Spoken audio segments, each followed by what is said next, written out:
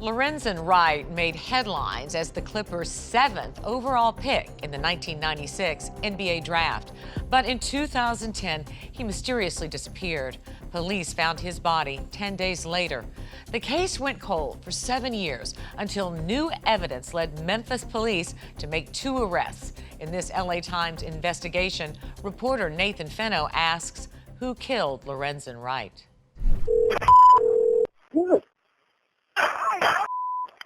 Georgetown 911, where's your emergency? I don't have nothing but gunshots.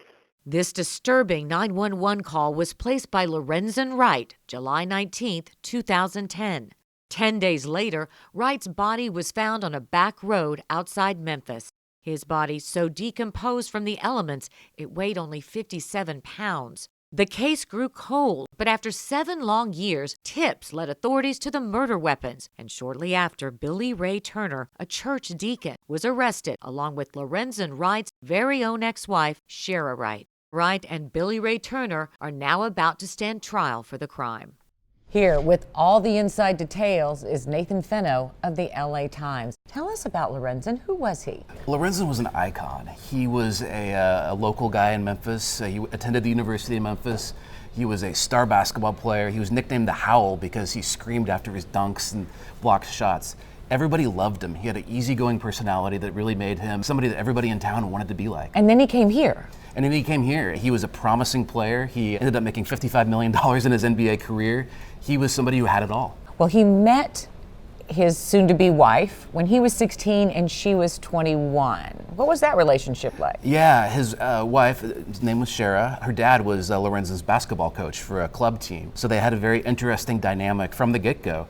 But very much, he was a young kid from rural Mississippi, and she was a world-wise young woman from the city. And 5 years older, was she the one in control of that relationship, would you say? Yeah, everybody you talk to just really comes back to the point that she had a hold on him that at the time seemed okay, it seemed normal, they seemed like a young couple in love, but as time went on, it became a little darker. They ended up separating. It was just as his NBA career was coming to an end in 2009. Interestingly, the money, $55 million, pretty much gone. They were actually millions in debt.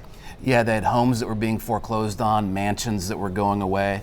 They had blown through everything. When they finally do the divorce in 2010, as part of the agreement, he has to maintain a $1 million life insurance policy, ostensibly for their 6 children, correct? Yeah, and it was this one line buried in the divorce agreement that at the time nobody thought too much of.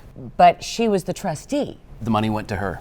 Tell me about what happened, how Lorenzen ended up in that July 2010 Memphis suburb. What was he doing there and what happened to him? So he and Shara had actually started to reconcile. They had become intimate again. They had been exchanging text messages. Police say that Shara had actually sent Lorenzen some salacious text messages with the idea of luring him back to Memphis. So he hopped on a plane, didn't even tell his roommate why he was going. He was living in Atlanta? He was living in Atlanta, and he didn't even pack an overnight bag. He was there in a flash. So he goes to Memphis to meet with Shara, and then there's a 911 call. Yeah, and that's not discovered for almost 2 weeks because of some confusion with overlapping jurisdictions. But in the 911 call, you hear a profanity, and then you hear about a dozen gunshots. I don't have nothing but gunshots. And they didn't suspect her, or did they? People who were close to Lorenzen almost immediately, from the moment he disappeared, suspected Shara had something to do with it. But since then, she went and started a new life without Lorenzen. She wrote a book about their relationship, based on their relationship, even though it was a novel? Yeah, in 2015, she published a book and published about 300 copies of it called Mr. Tell Me Anything. It's a very thinly veiled account of their relationship, and it's the sort of thing that you open up any page and it's not family friendly, but it really paints a picture of infidelity, of domestic abuse on both sides, of a very tumultuous relationship. The piece that you wrote for the Times is a fascinating one because it begins sort of in a first-person account of the car that Shara was driving the night she was arrested, almost 7 years after the murder of Lorenzen. How did you get that account of what was going on in that car? I spoke to her daughter and two of her sons. They're twins who played for a local basketball team over in Riverside County. And Cheryl was driving them back in December 2017 from a high school basketball game. Just again, doing the suburban mom thing. Just a normal mom coming back on a Friday evening when all of a sudden they saw lights behind them. So they pull her over. They take her sons elsewhere and take her in. What's her reaction to her arrest? She claims to be shocked, although